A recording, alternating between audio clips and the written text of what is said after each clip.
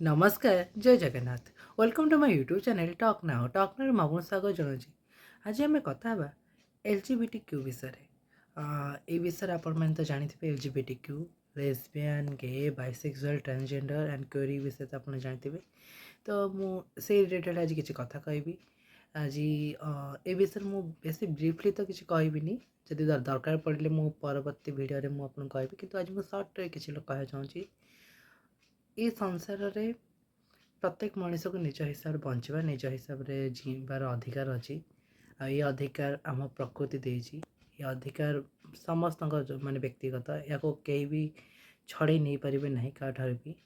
ତ କାହାକୁ ପସନ୍ଦ କରିବା ନା ପସନ୍ଦ କରିବା, ନିଜର ସେମ୍ ଜେଣ୍ଡର ପ୍ରତି ଆଟ୍ରାକ୍ଟ ହେବା, ଏଇଟା ମାନେ ନ୍ୟାଚୁରାଲ୍ କଥା। ଏଇଟା ଆମର ମାନେ ଫିଜିକାଲ୍ ହର୍ମୋନାଲ୍ ଚେଞ୍ଜେସ୍ ପାଇଁ ଏମିତି ହୁଏ। ତ ସେଥିପାଇଁ ଲୋକମାନେ ସେମ୍ ଜେଣ୍ଡର ପ୍ରତି ଆଟ୍ରାକ୍ଟ ହୁଅନ୍ତି।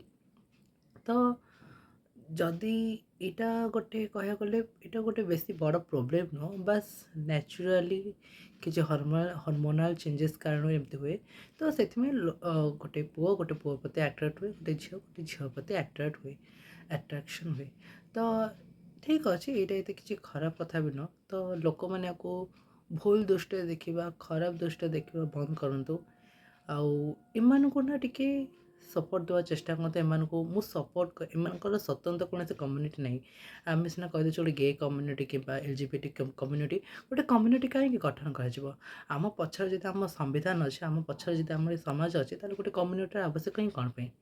ତ ସେଇ ସମାଜ ହିଁ ତ ଆପଣମାନେ ନା। ତ ଏଇସବୁ ଜିନିଷକୁ ଗୋଟେ ଆପଣମାନେ ହିଁ ଯେତେବେଳେ ମାନେ ଗ୍ରହଣ କରି, ଆପଣ ହିଁ ଯେତେବେଳେ ୟାଙ୍କୁ ସାହାରା ଦେବେ, ଆପଣଙ୍କୁ ଭରସା ଦେଇପାରିବେ ଯେ ହଁ, ତୁମେ ଯାହା କର ନା କାହିଁକି ଏଥିରେ ଆମର ସମାଜ ପ୍ରତି କିମ୍ବା ଆମ ସଂସ୍କୃତି ପ୍ରତି ସେତେ କିଛି ଖରାପ ପ୍ରଭାବ ପଡ଼ୁନି, ତେବେ ହୁଏତ ଏଇ ଜିନିଷଟା ଟିକେ ଭଲ ହେଇପାରେ। ଏଇ ଜିନିଷଟା ଟିକେ ଚେଞ୍ଜେସ୍ ଆସିଯିବ ଏବଂ ଲୋକମାନଙ୍କ ମ୍ୟାଚୁରିଟି ଟିକେ ବଢ଼ିଯିବ। ତ କାଇଣ୍ଡଲି ଏଇ ଜିନିଷକୁ ଆପଣ ଅଣଦେଖା କରନ୍ତୁନି କିମ୍ବା ଆପଣ ମାନେ ଆକୁ ଇଗ୍ନୋର କରନ୍ତୁ ନାହିଁ, ଆଦମୀ ଘୃଣା କରନ୍ତୁ ନାହିଁ। ଏଇ ଲୋକମାନଙ୍କୁ ଭଲ ପାଇବା ଦିଅନ୍ତୁ, ଏ ଲୋକମାନଙ୍କୁ ସ୍ନେହ ଦିଅନ୍ତୁ। ଆପଣଙ୍କୁ କେତେକ ଲୋକ ଅଛନ୍ତି ନା, ଯଦି ନିଜ ଫ୍ୟାମିଲିରେ ଯଦି ଗୋଟେ ପୁଅ ଜନ୍ମ ଟ୍ରାନ୍ସଜେଣ୍ଡର ଭଳିଆ ହେଲା, କିନ୍ନର ଭଳିଆ ହେଲା, ତ ତାକୁ ଘରୁ ବାହାର କରିଦିଅନ୍ତି। କହନ୍ତି ଯେ ଏଇଟା ଆମ ମର୍ଯ୍ୟାଦା ବାହାରେ, ଆମର ପରିବାରର ଇଜ୍ଜତ ତଳେ ଚାଲିଯାଉଛି। ତ ଏମିତି କେତେ କଥା ମାନେ କହିକି ସେ ପିଲା ଘରୁ ବାହାର କରିଦିଅନ୍ତି କିମ୍ବା ତାଙ୍କୁ ବହୁତ ଗାଳି ଗୋଳଜ ମାଡ଼ ମାରନ୍ତି, ବହୁତ କିଛି କରନ୍ତି। କିନ୍ତୁ ସେମିତି କରନ୍ତୁ ନାହିଁ ଦର୍ଶକ ବନ୍ଧୁ, ସେମିତି ଭୁଲ ସେଟା ବି କରନ୍ତୁନି।